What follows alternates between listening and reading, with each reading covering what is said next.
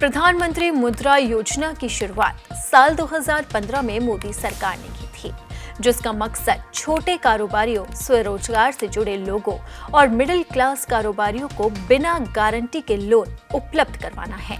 सरकार का मानना है कि ये योजना देश के नए मिडिल क्लास को आत्मनिर्भर बनाने में अहम भूमिका निभा रही है। योजना के तहत लोन को 3 श्रेणियों में बांटा गया है।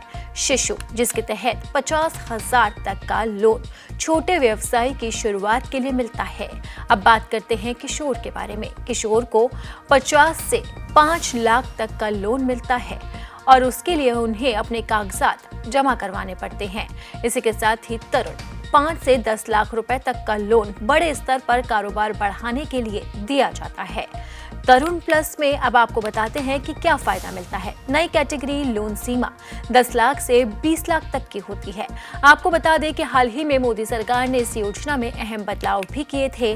पहले से लोन ले चुके योग्य उत्तराधिकारियों के लिए सीमा बढ़ाकर 20 लाख तक कर दी गई थी। इसका सीधा फायदा उन छोटे कारोबारियों को मिलेगा जो पहले ही सफलतापूर्वक अपना लोन चुका चुके हैं और अब बिजनेस को आगे बढ़ाना चाहते हैं। सरकार का दावा है कि मुद्रा लोन योजना ने पिछले कुछ सालों में 13.5 करोड़ लाख लोगों को गरीबी से निकालकर नए मिडिल क्लास में शामिल किया है। छोटे उद्योग और स्थानीय स्तर पर स्वरोजगार को बढ़ावा मिलने से रोजगार के अवसर भी पैदा हुए हैं। प्रधानमंत्री मुद्रा योजना के तहत ब्याज दर एक जैसी फिक्स नहीं होती, बल्कि ये बैंक और आपके लोन प्रोफाइल पर निर्भर करती है। अब बताते हैं एलिजिबिलिटी क्या है।